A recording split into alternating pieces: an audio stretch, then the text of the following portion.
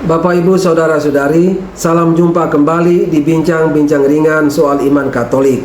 Ini adalah bagian ke-6, bagian terakhir dari topik pembahasan kita tentang patung di dalam gereja Katolik.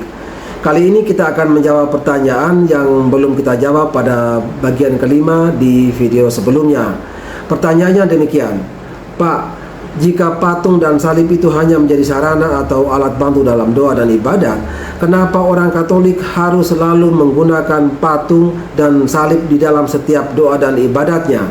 Jika hanya menjadi sarana atau alat bantu, maka boleh dong orang Katolik tidak menggunakan patung atau salib di dalam doa dan ibadatnya. Bapak, Ibu, Saudara-saudari, penggunaan patung dan salib di dalam doa dan ibadat Katolik itu sifatnya tidak wajib. Karena tidak wajib sifatnya, maka boleh sewaktu-waktu orang Katolik berdoa tanpa menggunakan patung atau salib. Misalnya kita mau berdoa pada saat makan di salah satu restoran di pinggir jalan, atau berdoa di dalam pesawat, di dalam bis, di dalam kapal laut, atau di tengah hutan misalnya. Apakah kita harus mencari patung dan salib dulu baru bisa berdoa? Apakah gara-gara misalnya kita tidak ketemu patung dan salib lalu doa tidak jadi?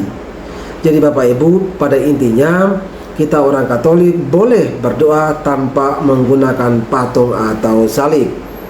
Tapi perlu kita ketahui Bapak Ibu, jika kita dapat berdoa dengan khusyuk tanpa menggunakan patung atau salib, ya kita perlu mensyukuri hal itu. Tetapi jangan sampai kita mentang-mentang dapat berdoa dengan khusyuk tanpa menggunakan patung dan salib, lalu kita kemudian mempersalahkan umat lain yang menggunakan patung atau salib di dalam doa dan ibadatnya.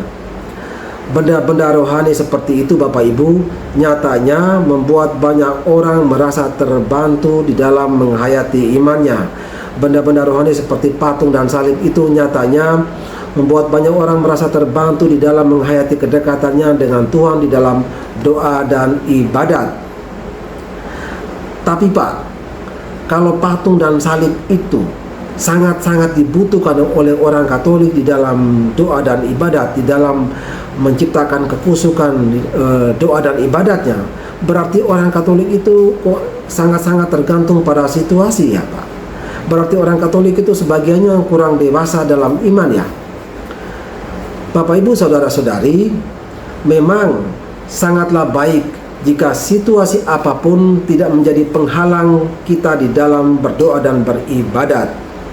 Misalnya ada sekelompok anak muda Katolik yang dapat berdoa dengan khusyuk di puncak gunung tanpa ada sarana penunjang di dalam doa seperti patung atau salib.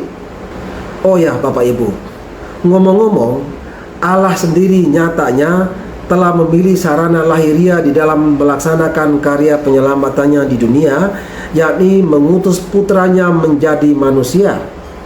Apakah kita juga akan mengatakan bahwa Allah tidak dewasa atau Allah kurang dewasa karena memakai sarana lahiriah untuk tujuan ilahi? Kiranya segala sarana lahiriah di dalam penghayatan iman kita bukanlah berhala, tergantung bagaimana cara kita memperlakukan sarana lahiriah tersebut. Sebab Allah sendiri telah lebih dahulu memakai sarana lahiriah untuk menyatakan dirinya kepada manusia dan untuk melaksanakan karya penyelamatannya di dunia ini. Kalau begitu Bapak Ibu, larangan untuk menyembah patung berhala di dalam kitab suci itu tidak relevan lagi untuk kita saat ini? Atau apakah ada pesan yang dapat kita petik dari ayat-ayat kitab suci yang berbicara tentang patung berhala tadi? Bapak, Ibu, Saudara-saudari, menyembah berhala artinya menyembah sesuatu yang bukan Allah. Berhala bisa muncul dalam bentuk lain, mendewakan harta dan kekuasaan sebegitu rupa sehingga mengesampingkan Tuhan di dalam kehidupan kita. Itu juga merupakan salah satu bentuk penyembahan berhala. Kiranya Yesus melihat adanya fenomena penyembahan berhala model baru ini, sehingga salah satu tema yang diangkat oleh Yesus dalam khotbahnya di bukit adalah tentang mengumpulkan harta. Kita bisa lihatnya di Injil Matius bab 6 ayat 19 sampai 24. Selain itu Bapak Ibu, mendewakan kepandaian dan kemampuan pribadi sehingga menganggap remeh karunia Tuhan adalah juga suatu bentuk penyembahan berhala. Mencari harta dan keberuntungan dengan berhamba pada kekuatan ilmu hitam atau kepada kekuatan ilmu gaib juga merupakan salah satu bentuk penyembahan berhala.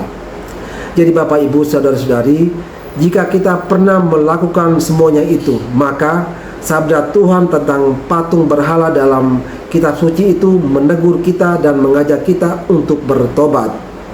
Allah di dalam ayat-ayat tersebut mengajak kita untuk menyembah hanya kepadanya.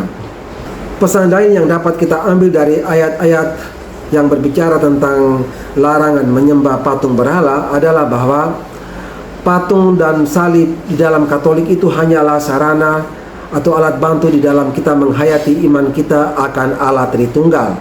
Karena itu, sekalipun kita harus menghargai patung sebagai benda-benda rohani yang dapat kita gunakan untuk menghayati kedekatan kita dengan Tuhan, namun kita diharapkan untuk tidak memperlakukan patung itu secara salah, seolah-olah patung itu mempunyai kekuatan sendiri untuk menyelamatkan kita.